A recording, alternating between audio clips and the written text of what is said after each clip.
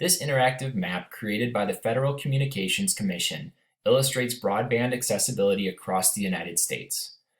Students can start by choosing from a list of technologies and internet speeds.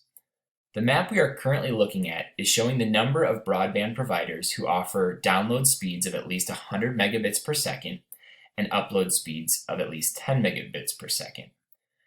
This would generally be considered to be a fast and reliable connection that would allow you to do things like stream videos, participate in synchronous video chats, and download files in a reasonable amount of time.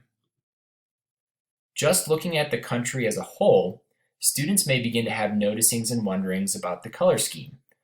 Darker colors have a greater number of providers offering these higher speeds. They may begin to generate questions like, why are some of the states lighter in color than others? What factors play a role in the number of broadband providers that are offered in a particular location? Students might begin exploring their own state. For example, I grew up in Ohio. If I zoom in, I can look at patterns in the data within the state. Students may notice that the larger cities, like Cincinnati or Columbus or Cleveland, appear to have a greater number of broadband providers. However, if I zoom in on a particular county in one of these cities, for example, Cleveland, the data tells a different story. The surrounding areas, the suburbs, have access to many broadband providers with high speeds. Inner city Cleveland now appears to be lighter. Students may ask questions like, why do surrounding parts of the city have more access to broadband than the inner city? Does this happen in every city? In this example, if I zoom in further, you can see that East Cleveland seems to have a lighter concentration of lighter color. Students may ask, why doesn't East Cleveland have greater access to broadband services? The specifics of the data come into play once students look at specific census blocks in areas or neighborhoods. For example, if I click on this neighborhood, to the right, you can see what they have access to in regards to broadband providers.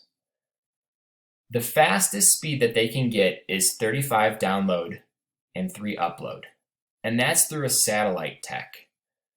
While they do have options for ADSL and cable, 35 over 3 is not a very fast connection at all. If you look at the neighborhood right next to it, the adjacent census block, you can see that there's a different story here. They have a cable provider who can provide speeds that are much greater. We're looking at 940 over 35. These disparities between neighborhoods and residential areas can bring up questions like, why are there such great differences in access between adjacent neighborhoods? Why does your location determine your level of access to reliable internet? These questions can begin to open the door for social justice topics surrounding the digital divide.